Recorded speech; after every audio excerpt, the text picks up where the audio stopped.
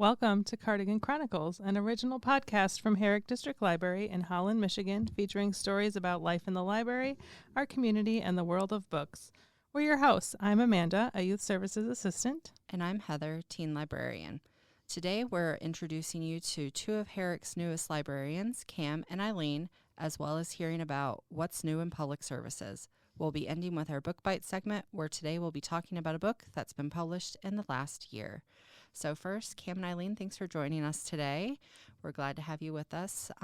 Eileen, you are our newest of new. Why don't you go ahead and introduce yourself and tell us a little bit about what you do here at the library? Yeah, so I am Eileen. I'm so happy to be here. You have no idea.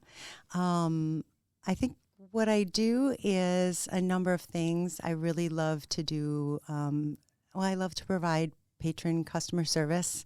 That's really my favorite thing. I love to be one-on-one with the patrons. I also love programming. I'm really excited about some of the programs that are coming up. And then I also help with some of the art around the library. It's wonderful. It's a lot of fun to get to know the community. I'm not from Holland, so it's great to get to know the community and to get to know some of the organizations and the artists in the area and make connections. Cam, same question. My name is Cam. I'm a public service librarian. I've worked here since February of this year, 2025. What do I do here? Well, I do programming, and I work the front desk. I do some outreach and things like that. Great. Now, you two are the first. No, you're not the first. Vanessa and Jake were, but you are our second batch of just librarians that we are having on the podcast. So we need to know, as we are the Cardigan Chronicles, do you have a favorite cardigan? I do, actually. I have two. The first one I call my grandpa cardigan. Why is it your grandpa cardigan? It just looks like an old man will wear it, and I love it. And it's like kind of bulky, maybe looks like it came from like the 1980s or something. It's gray with like patterns. Another one is like a maroon colored one that I really enjoy. Well, I feel like I'm fairly new to this cardigan thing, and so I'm a big consigner, and I love to go to Goodwill. So I think I'm still looking for that perfect cardigan. I know one thing, though, it has to have pockets. Yes, that is what I said too. I don't really care about anything else, just the pockets. Yep. Give me some pockets. All right, so we all work at libraries. What initially brought you to the library world? I'll start. This is Cam. So before I was a librarian, I worked in healthcare for about 12 years, which I was very passionate about. I loved helping people and all that good stuff. But I had actually wanted to work at a library since high school. I wanted to be a page and like shelve the books and stuff. But they didn't want me. They never offered me an interview despite my 5 applications throughout high school. So sad, I know. So sad. But did they take high schoolers? They did. Someone from my church. Yeah, like she was a page there, and I'm just like, they just don't want me, but it's okay because I turned them down later. They actually hired me later on when I became a librarian, or offered me a job, and I'm like, no, thank you. You see how that is. I won't say where, but I actually. Every time I moved to a new city, I made a point of going to the library and getting a library card and like using the services. So like I feel like libraries have always been like a big part of my life as a child and teen and even as an adult. But I never really, outside of the time in high school, I never really considered it to be a career option until like my partner was going to library school and during COVID, actually, and he was working at a library, and he got to like stay home and like just I don't know, it just seemed very nice. And like I was working in healthcare, so I had to like go and risk my life. And I don't know, it was just like a stressful time, and like I don't know, I just saw like how well like the library was taking care of him and stuff. So I decided to like explore it more and I signed up for classes and stuff, and like I figured it was a way I can still like interact with people and help them just in a different way. Yeah. Then here I am. Now, you said you liked to, each city that you went to, you would go and explore those libraries. What do you think is the most underrated library service that people tend to forget about? Well, that's a I'm good putting you on the question. spot, I know. That's a good question.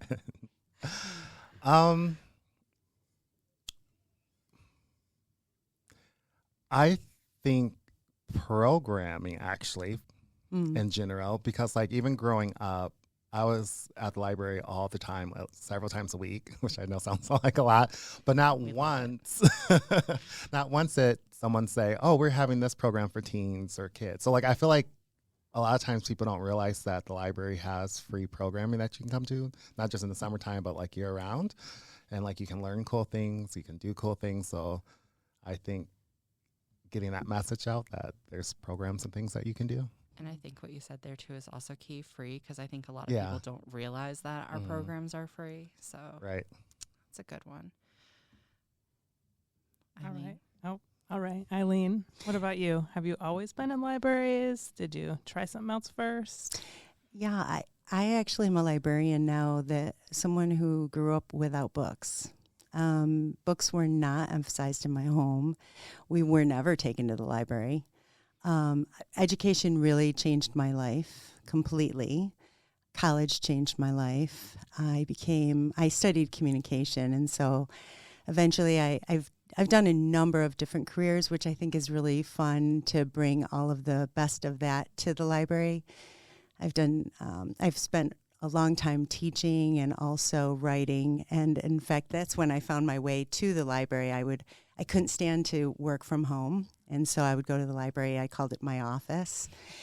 They would feed me extra hours on the computer because back then, you only had a specific amount of time, and I would watch and listen to what they were doing while I wrote my columns and books, and I would listen to what they were doing, and I thought, how do I get that job? I mean, and sometimes, honestly, the library that I was at, which was not here, was not very helpful.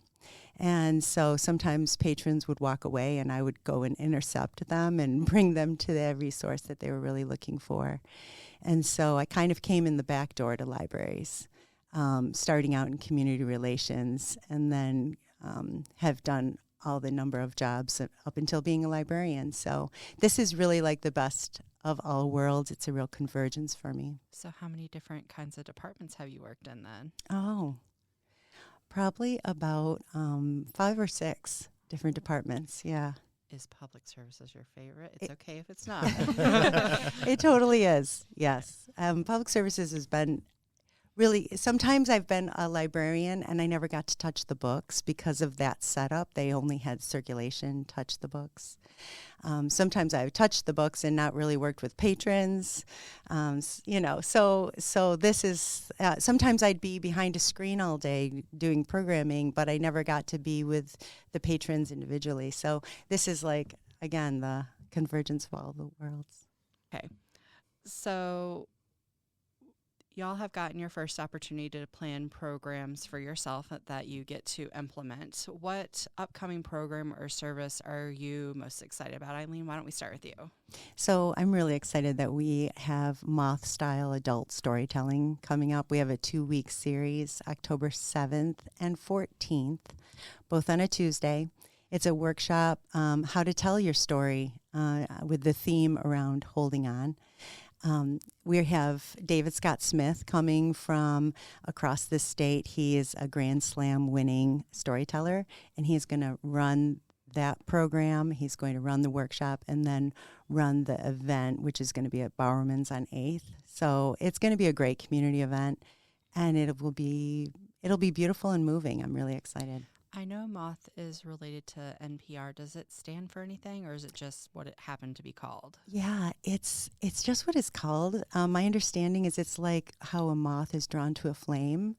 The closest moth storytelling grand slams or story slams are actually in Ann Arbor. And the first time I attended, I couldn't believe it. There were like 300 people packed into a very small space, all wanting to hear adult stories. And I thought, this is insane, especially after doing it library programming and having 6 people sometimes show up, knowing that hundreds of people want to hear other people's stories. I think that in this time in particular, people are really searching for connection, and they want to know what's real, not what's AI, not what's on the internet. They want to see people in a 3-dimensional way. They want to connect with them in a powerful way, and so it's a great way to do that. It's awesome. Cam, what are you most looking forward to? There's actually a couple, but I'll just name one. You can do a couple. That's fine. I won't limit you.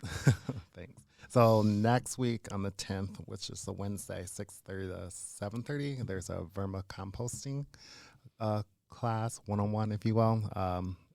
A guy who's local to Holland is coming to teach us how to use worms to compost. And it sounds like it's something you can actually like keep inside your house, like under your kitchen sink. Oh, you're right. Okay. So it sounds like really cool. And I think he's going to give us like little bins and I don't know, just teach us about it. And it seems like really interesting.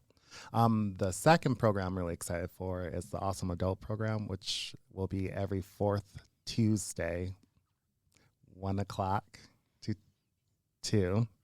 I may be misremembering the time. But essentially that's for adults with like learning disabilities or and their caretakers to come and have a fun and safe place to meet new people and do fun activities and stuff like that. do you know what any of those activities might be? Yes. So there will be different stations. So like one station will be like a puzzle. We're making bracelets. So it's just like different things that will rotate out each month. So just like a fun social time. Yeah. So, Awesome. come meet new friends. Sounds great. Should we talk about some programs we're doing? Yeah. Yeah.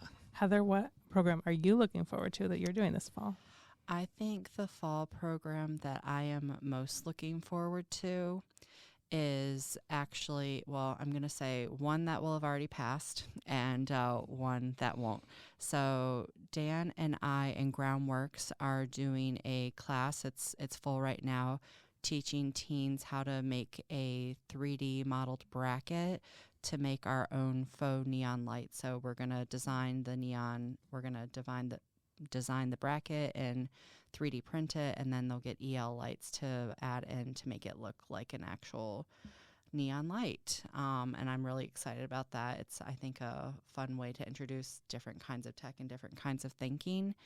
And then the other one that I'm most looking forward to is in October, teen program. We are doing crescent wreaths, spooky crescent wreaths. So we're making wreaths, but instead of it being the full circle, it's going to look like a crescent moon. And I think that'll be a fun one.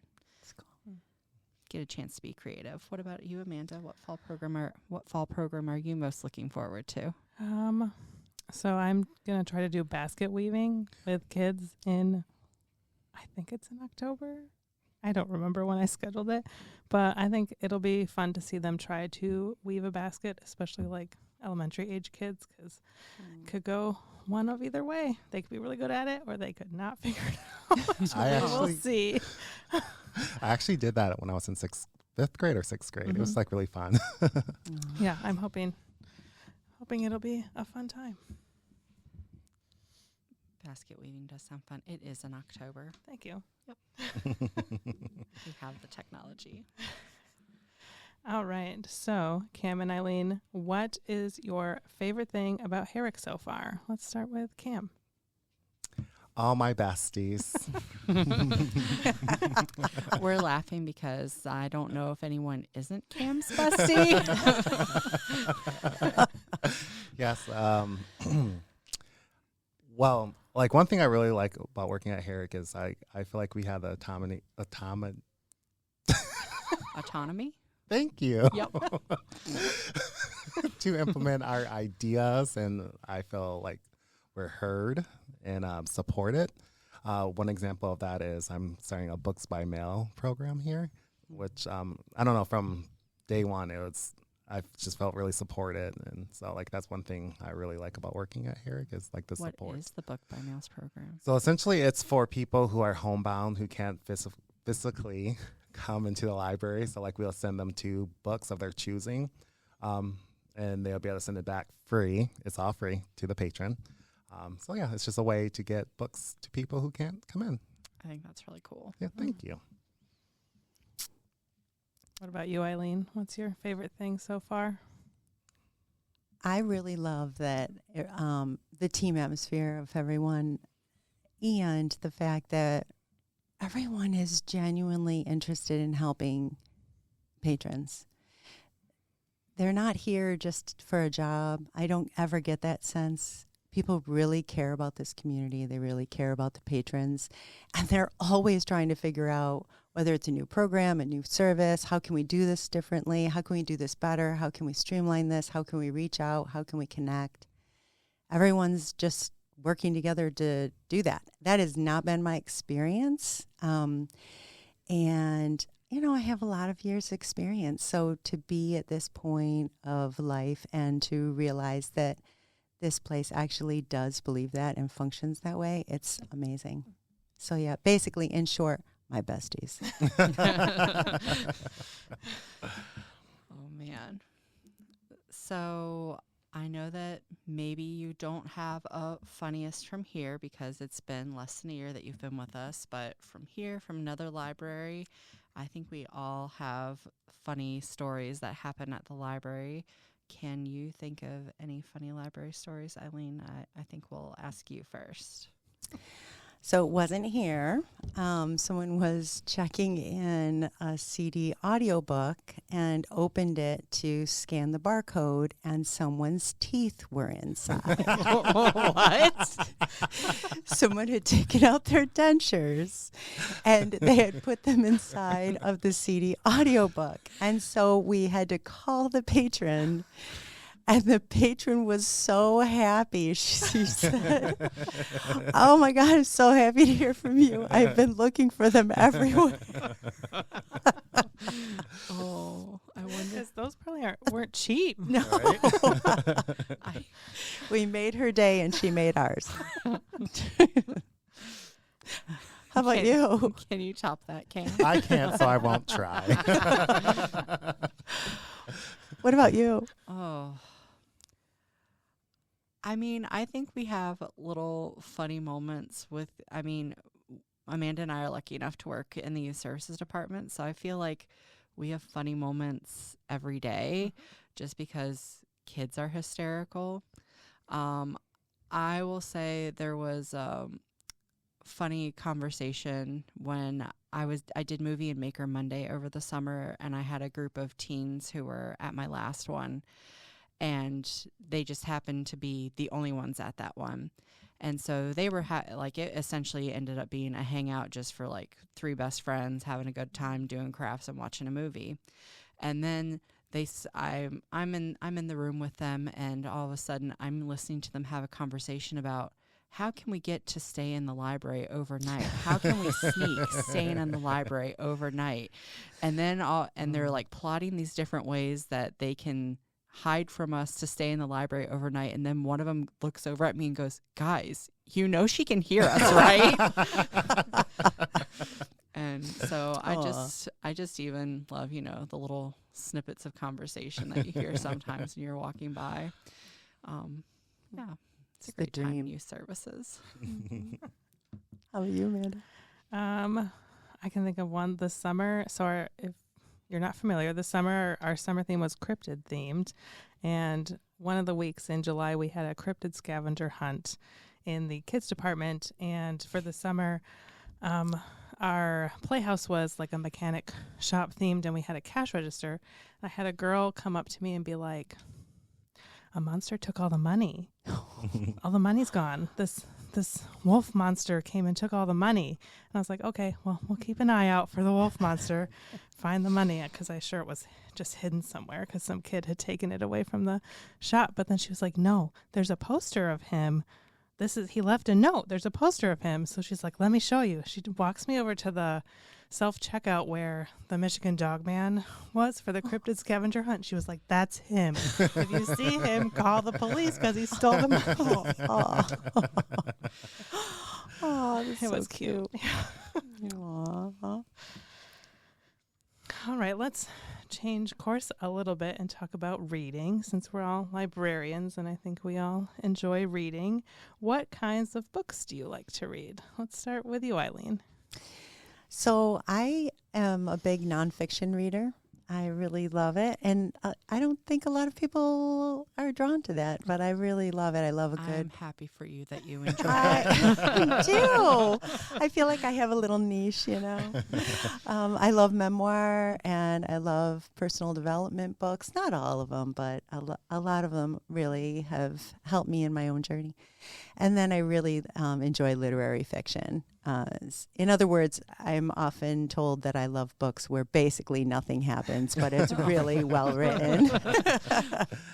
I love words. I love sentences. I didn't know that most people don't think in words. Like as I am speaking even right now, I'm seeing them. I don't know if that's the writer in me or what, but I just love words and how they're put together. I love sentences. So beautiful sentences can make me laugh, cry. They delight me.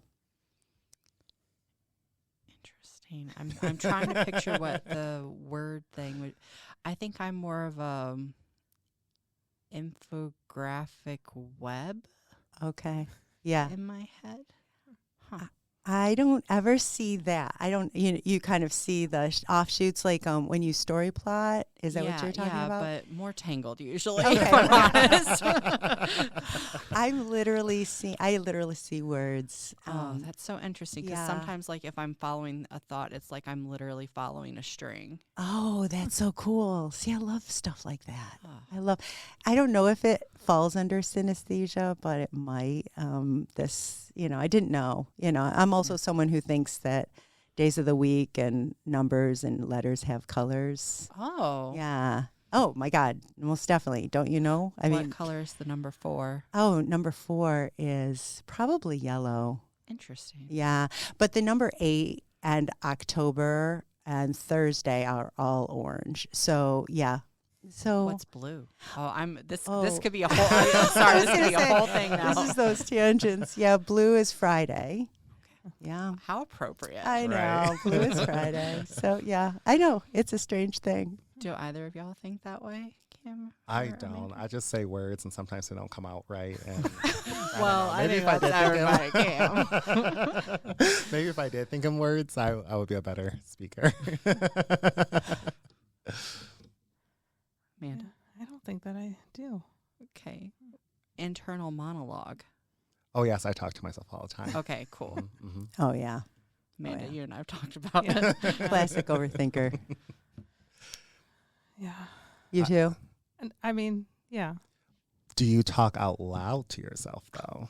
Yeah. Like have a conversation with yourself out I do. loud? I all the once time. had a friend tell me that I only called him to talk to myself. That's a good one. That's good. And I was like, no, you just stink at responding. I was talking to myself doing something the other day in the back because I thought I was by myself, and I think Sophie was sitting back there. And I was like, I'm so sorry. She was probably really kind about it. Yeah, she was like, "It's fine." Like, I didn't know you were sitting. How embarrassing for you. All right, Cam, what kind of books do you like to read? Oh, I love fantasy. If it has magic in it, I probably will like it. As far as nonfiction go, like there are some nonfiction, mainly animal stuff. I remember growing up, my mom used to always buy me dog books about like dog breeds and like how to train dogs, and I really enjoyed that. I also used to like reading about like different animals. Mm-hmm. I used to have like favorite animals I like to read about. And even today, like I like cats and actually show cats and stuff. So like I like to read about them and all that good stuff. So I guess that's where my nonfiction come in. But for the most part, like I do fantasy. I do a lot of audiobooks. which I'm trying to get back into like reading physical books. But they say audiobooks count, so. They do. And they also say it's the only time that you really hear English spoken grammatically correct. Oh, wow. Mm-hmm. Because we don't speak grammatically correct usually. Mm-hmm. So audiobooks for the win. Oh, yeah. Look at me. I'm so smart. But yeah. I can be really impatient with the storyline if I'm reading a physical book, especially if it's plot driven. So an audiobook will help me to stick with the parts that my eyes would have skipped over. Oh, see, I'm the opposite. I sometimes get annoyed that the audiobook isn't going as fast as I would read, and then I pick up the physical book and take over reading from Well, the that's when you audiobook. speed up the. I do have it sped up, but No. like I do listen to it at a higher speed, but sometimes then it just ruins the narrator, and then I'm like, no, I'd rather just read it myself. Do you know how many words I would need to see if I speed up the 1.5? Oh my God, my brain hurts. Oh, that's my standard. That's where I start off at 1.5. Ask Amanda what she listens at. Stop it. 2. 2. Never less than that. I have Ever. a full-on migraine. That's like chipmunks. Or That's what my mom says. She's like, "Are you listening to something in a different language?" I said, no. Gosh, no. So, sorry, I'm just imagining the chipmunk sounds now. So we know what kinds of books we like to read. Well, Amanda, you've shared before, but maybe they don't know. What are some of your favorite types of books? So I will read pretty much anything that's classified as young adult. Doesn't matter the genre, I will read it. And then I really like comics and graphic novels. Comics specifically Spider-Man and what was the other one I was reading? Miss Marvel. Those are my 2 comic go-tos. What about you, Heather? I think Amanda has learned it's easier to say what I don't like than what I do like.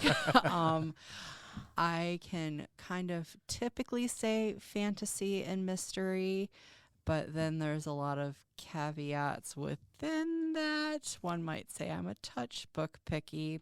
I don't do sad stories, and I don't do love triangles. I think those are my 2 biggest. No sad books, no love triangles. I am a firm believer, and pizza is the only love triangle I need in my life. I love that. So, yeah. But I think once we do find that book we like, sometimes there's a spot we like to cozy up. Cam, do you have a favorite place to read a book? This past summer, it's been on my deck. But like I said, I do a lot of audiobooks. Shade or no shade? Shade. I can't be in the sun baking and roasting. What? Just thought I'd check. Just going to remind you of your sunscreen. Right. Do you like to go on walks and listen to your audiobooks or? Yeah. So like I listen to audiobooks while cleaning, while doing cardio, while at the gym, while driving. But sometimes my mind can't focus depending on what I'm doing. But I usually like to do something versus just like sitting there and listening. Eileen? Beachside in the sun, and I'm not that And you great. remember your SPF. I will. I'm going to ask now that I know. So bad. So bad. I just love the sun, and I love a book in it. Oh, my gosh. And here, we can be on the beach. It's like right here. That's crazy. So, Oh, yeah. wow. Water's the best. Water is the best. Sand is the best. Lake Michigan is the best. Except for when it gets in your hair. Is that your favorite Great Lake? Oh, yeah. Okay. That is yeah. the best Great Lake. It is. Michigan. My gosh. I agree. Yeah. I think Superior's a close second, though. It's nice. It's very clear. Mm-hmm. I think we all can agree that like Erie is the worst. Hey now. Hey now. I used to live on Lake Erie, not on it, but Yeah. on the other side of it because I'm from New York. So, hey now. You're not going to say Ontario, the betrayer? Hey now. Again, New Yorker here. Do you have a paper? Oh. Oh, haha. I beat you to it. Where do you like to read? On my couch with my cat. Oh. Yeah. Aw. What about you? Honestly, laying in bed. Yeah. I like to lay in bed and read. I did buy one of those stands that I can put my Kindle in, and it can be hovering over my head, and my arms are under the blanket. Yes. So I can just lay there and that's click a button and change the That page. is- do you have a remote button so you don't have Yes, I do. It's the best. That I'm is not gonna lie. amazing. That's amazing. You wake up in the night. Whoa. I never fall asleep while reading. Okay. But it does prevent me from dropping it on my face, which is what I used to do. Totally get that. All right. What library resource do you think you use the most? Oh, this is easy. Start with Cam, since it's easy. It is. Libby and Hoopla, Mm. my go-to for audiobooks. Well, I'm a big Libby fan, but I want to also give a shout out to Canopy. I love Canopy.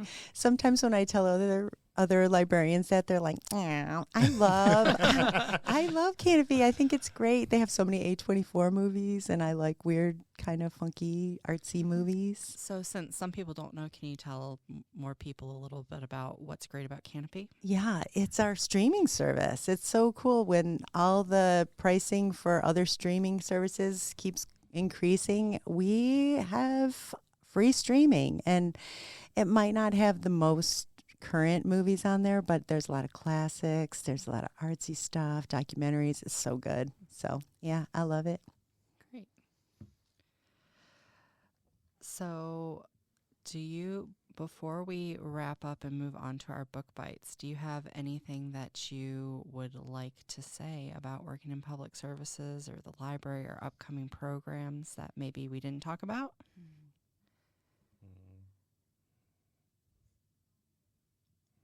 Nothing's coming to mind. I think I want to just say, like, I have a lot of patrons who will say to me, I don't want to bother you. And I literally always answer with, "You're why I'm here." And that is so true. You can't bother us. That you're why we exist. So if patrons are hearing this and ever think that they are, they're not. We're existing. We're here for them, and we want to help in whatever way we can. And the other thing I want to say is the thing I always say about the library, and that this is so important to me. The library is the only place on earth where everyone is truly welcome. You don't have to bring anything other than your curiosity, and everyone comes to the table. It doesn't matter who you are, what your background is, what your socioeconomic status is, what your faith is. It doesn't matter. Who you are is just welcome. And I think that's like the most powerful engine of the library. Great. Well, Cam and Eileen, thanks for sitting down and chatting with us today and introducing yourselves to our listeners. Okay. All right. So this is going to bring us to our book bite segments today, where we are talking about a book that has been published within the last year. Amanda, would you like to start us off with a book published in the last year that you want to tell us about? Sure. I am going to talk about The Corruption of Hollis Brown by Kay Ankrum, which is about a boy named Hollis Brown who has kind of stuck in his life. He doesn't really know what he wants to do when he's done with high school, and all his friends have all these plans for the future, and he doesn't know what he wants to do. So one night he goes strolling in the woods, or they're having a party at some abandoned house, and he gets possessed by this ghost spirit named Walt, who has unfinished business. So he's learning more about Walt, learning more about his town and kind of the dark secrets of the town. And this is a book that I do not know how to classify what genre it is, because it's just it's a little bit horror. There's some mystery in there. There's a little bit of romance. It's like a amalgamation of a bunch of different types of books. So I don't know who I would ever recommend it to, but I couldn't put it down. I started it and I finished it. So it's one of those books that you don't know how to classify it, but it was really good. Hard to describe, enjoyable to read. Mm-hmm. Yes. So, Eileen, would you like to tell us about a book that you read that was published in the last year? I just finished this past week the book called There's Something About Mira by Sonali Dev. It's a romance, not my normal read. And I want to read more of her and maybe some romance. It was wonderful, and it was multi-layered. I absolutely love it when there's not just one storyline, but in this case, there are probably like 5 different storylines happening simultaneously. Myra is engaged to marry Dhruv, and their families are very happy about it. Being in an Indian family, you know, the tradition is strong. But she goes on a little solo trip before she gets married, and she finds a ring, and she just knows that this ring is something, and she has to find out who is the owner of this ring. And that sends her on a journey. And in the end, the thing that I loved about it was it really brought up what we as parents expect from our children and the kinds of expectations that we try to meet as children, but also in that, how do we become the people we are truly meant to be? How do we find our authentic selves, our authentic loves, our authentic beings in the world? And what does that mean? What is there to lose and what is there to gain as a result of it? It was fantastic, and I was so... it ends really well, and so that was a joy as well. But I have been thinking a lot about that as both a parent and as someone who's on her own journey, as someone who might have expectations and have met the expectations of others. What does it mean for me to just be my authentic self? I think that's the challenge for any of us being human. Yeah, definitely. So I'll talk about a book that I read that was published in the last year. I'm changing it up a little bit, and I'm going to talk about a picture book. It's called Punch, A Story About Kindness by Michael Hall, and I have been a Michael Hall fan since I read It's an Orange Aardvark. Also highly recommend. So Punch is about this badger who is going around, and you see him push a bear down, and then you see him go up to some other animals and push them out of the way and this and that. And at first it looks like Badger's being a bully. And then Badger keeps walking out of frame, and then Bear gathers the other animals that were pushed by Badger, and they come up with a 3-part plan on how to approach and get back at Badger. And so you think that there's this revenge plot essentially going on, but it turns out no, they choose to treat Badger with kindness. And as the story continues to unfold, you find out that the reason Badger was so upset was because his pet had just died. And so they're treating him with kindness as he goes, but Michael Hall does it in a really clever way. Like at one point when one of the animals is, I'm air quoting, getting back at Badger, you see the word smack. And so you think that a hit has happened, and then you go to the next page and it was a kiss because it's a smack on the lips. So I think this book has a lot of layers that you can use. So there's just the story that's just a straightforward story and talking about, you know, even if someone does something to you, if you treat them with kindness and empathy, things can turn around that way. But then there's also a great lesson in wordplay as well in there. And it's just, I as a former teacher, I was like, oh, you could use it for this lesson. You could use it for that lesson. And I just love a book that you can read multiple times and get so many different meanings out of for so many different age groups. So I recommend Punch, A Story About Kindness by Michael Hall. So that's going to wrap up our book bites for today. Eileen, thank you for joining us, as well as Cam. We invite everyone to come to the library, check out Cam and Eileen's programs that are happening this fall and winter, and we hope to see you soon.